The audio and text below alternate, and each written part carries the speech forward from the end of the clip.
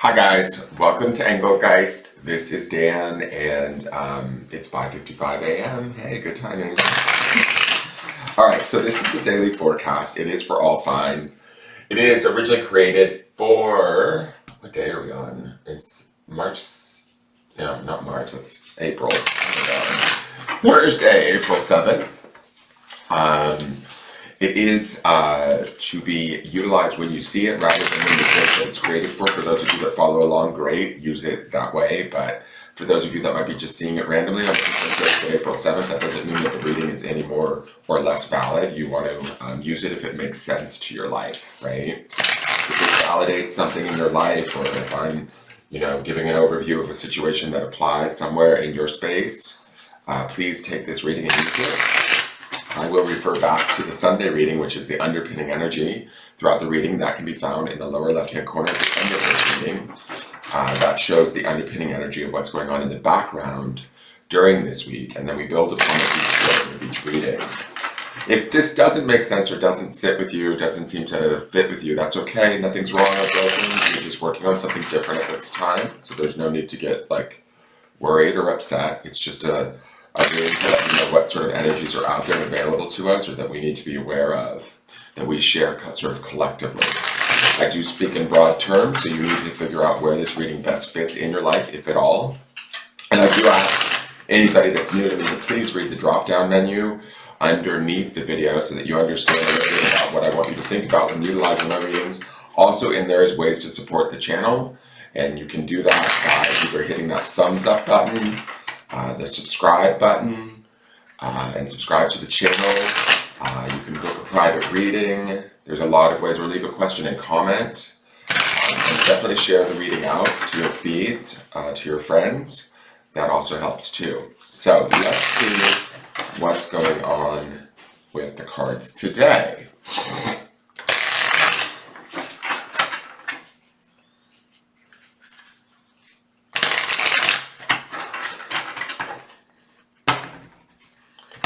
Now I think about it, this is Thursday the 7th. We have the Three of Swords. Interesting. Still a very painful looking card. I hate this card. I don't hate this card. I shouldn't say that. I don't hate any card in the tarot deck. It's just such a painful looking card, no matter how you draw it. No pun intended, right? Because it's the art that we're looking at here. But the Three of Swords is always about heartbreak. It can be past emotions or thoughts around, not emotions so much as memories, thoughts, pains that still haunt us in a way, right, mentally, because swords is the element of air and that of the mind and how we communicate, right? So this is somewhat of us, in my opinion, this is somewhat kind of could be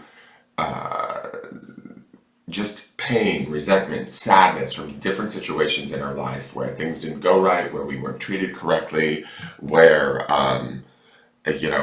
whatever it wasn't in our favor, and it broke our heart to a degree, or we still harbor it, we still hold it. These readings this week, god damn. We need to sort of let it up to the surface, because ultimately, what we have here is we have this heart being pulled in many different directions, right? There's these arteries or veins coming off the heart, and these splits down the center, where we've been hurt at some point in our life, usually in the past as a rule, because this is more of a mental card, right? So it's something we're looking at, and maybe we've ran from this pain, or we've ran from this sadness, or we've hidden out, or we've been I'm too busy right now, I can't deal with this, I'll deal with it later, or we maybe thought we were beyond it, and it's coming up for us today, right? Because the Three of Swords would indicate that.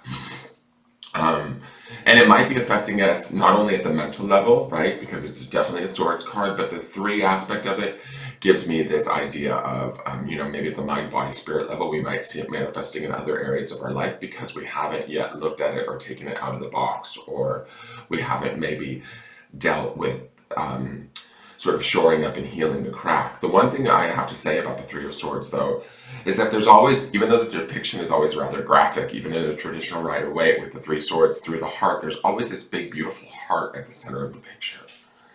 And to me, it always signifies a reminder that we are still complete and whole, even if we don't feel that way, or even if we don't see ourselves as such, in our mind, we might see ourselves as damaged or as broken, because in a way this heart is broken.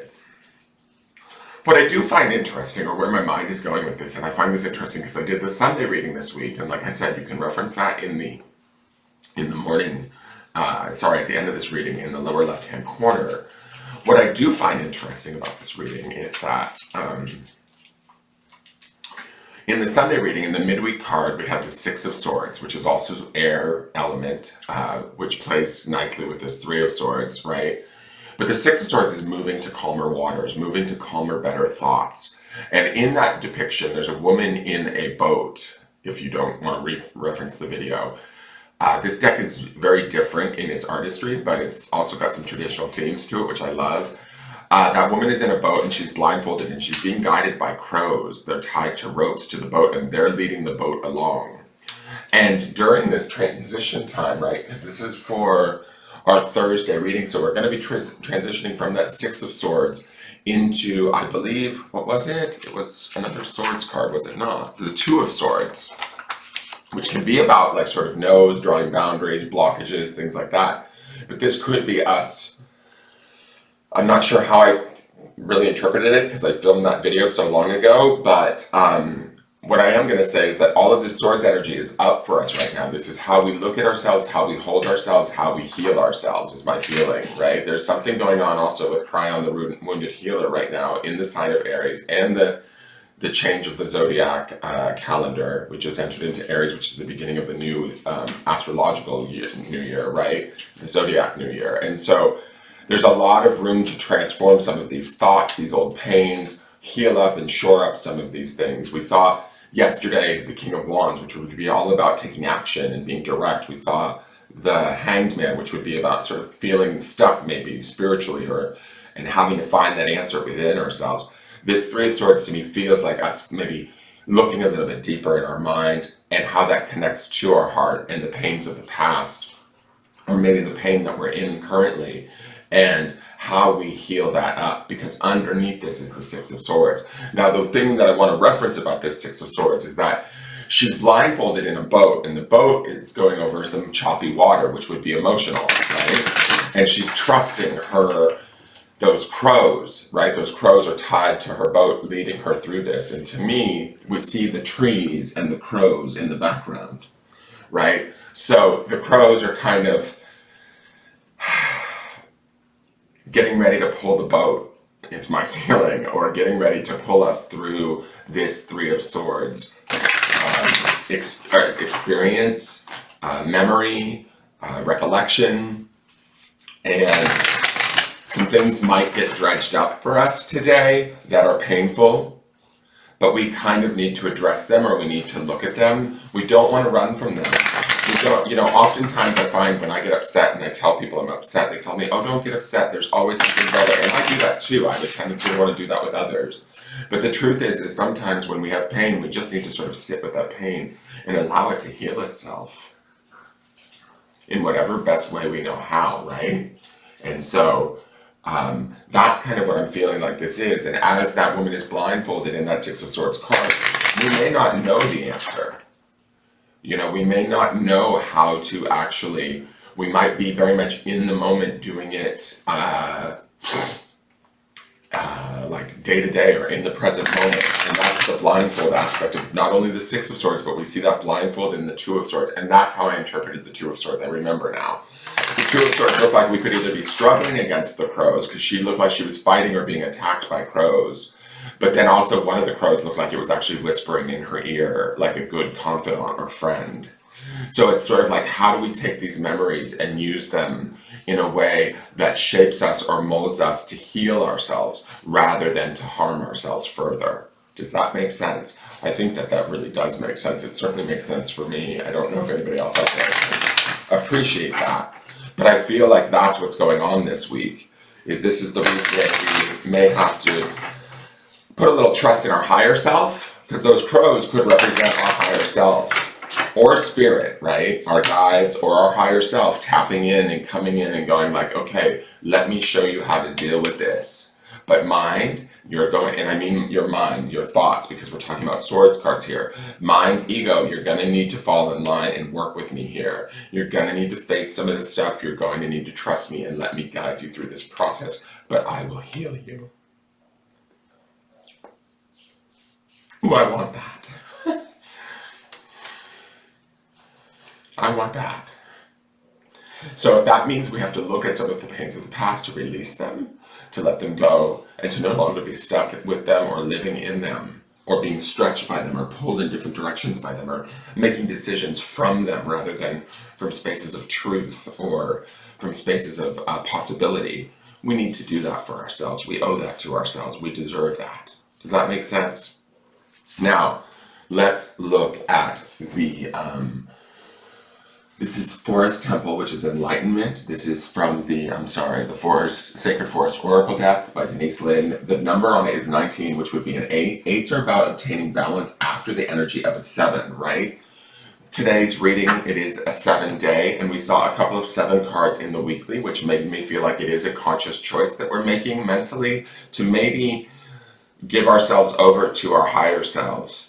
Give ourselves over to our thoughts and understand that, okay, maybe our thoughts are unpleasant or our memories are sad, but we need to look at them or sit with them and then heal them and honor them in some way, shape, or form so that we can be carried through this to better thoughts, to better communications, to better ways of living. And we can transform what was once a mental struggle into maybe an opportunity to draw boundaries within, I don't know, our relationships or how the decisions we make or the thoughts that we keep and what we communicate so that we can have a better perspective of who we are and what we deserve. Does that make sense? So with Forest Temple Enlightenment, I'm going to read this to you really quick. I like that there's light in this card, right? There's like a sort of an inner light that's shining within her dress. I love that her dress is green, and it represents, to me, green always represents healing and that of the heart, right? And the forest sometimes can be thick and confusing, and we can be caught in the forest of our emotions, of our thoughts, of our feelings, of the past. And somewhere within this forest, there is some enlightenment, there is some opportunity for transformation. So I think that this is not necessarily a bad thing, that if some of us feel as though we are struggling, we just need to make sure that we get through the struggle. And to do so, we have to rely upon maybe the strength of our own self and our heart and believe that we can too heal and transform this. The sound of delicate, these dogs are, I'm going to kill them. I know they're no good in the other room. They are being crazy in there.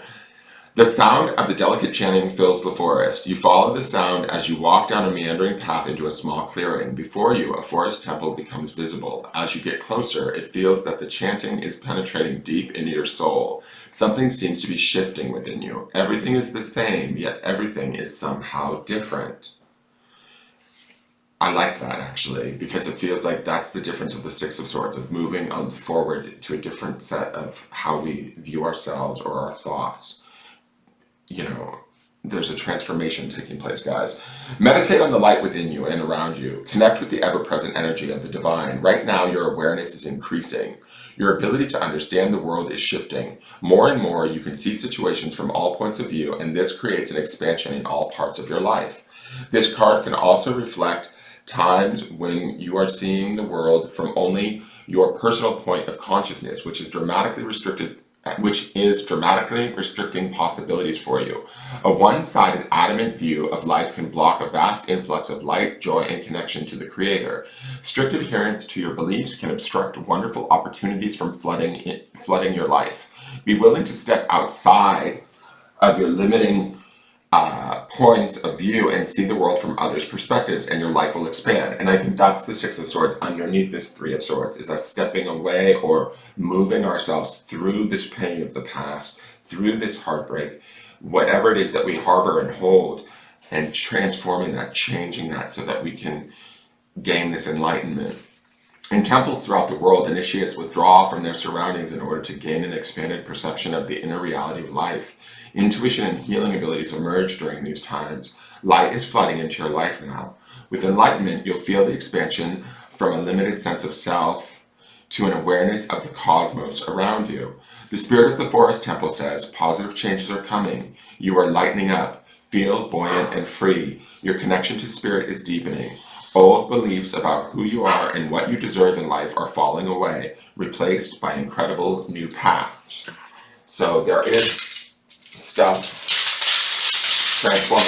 Leave Bodhi alone. Oh, sorry, guys. The young puppy likes to sort of, I don't know why, he goes after my oldest bulldog, and he sort of like jumps on him and puts his face right in his face, and I think the puppy thinks it's a game, but my oldest bulldog starts snarling at him and like going, wah, wah. And that's not Bodhi's temperament normally. He's getting older, and so the puppy continues to do it because I think he thinks that it's a way of play, but it's not. Bodhi's not enjoying it, and it kind of bugs me. Because I just want Bodhi to be able to be old gracefully, and the puppy doesn't get it. The word is touch, and it's on malachite, which is associated, again, another green stone, which to me, the green of her dress and the light of her heart chakra is right there. It's telling us to touch base with our heart today, guys. It's telling us to touch base, to ground in that centeredness of the heart, even if it's a little bit painful, even if there's some memories there that are a little bit hard to look at or deal with. It's time to kind of look at them, touch base with them, and understand that there's a strength within our heart. And as we expand that strength and understand and become more grounded in that strength of who we are, the more enlightenment, the more expansion that this enlightenment card has for us can come into our lives, right?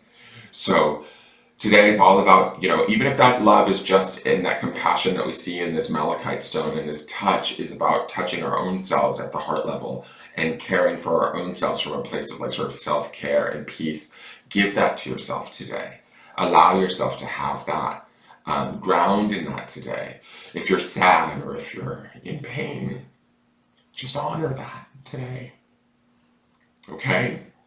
That is your forecast for the day. Thank you very much for tuning in. Please like, share, comment, subscribe. I do read the comments. I really appreciate it. For those of you that watch, thank you so much for your viewership. And I will see you guys all tomorrow. All right, take care and have a wonderful day. Bye-bye.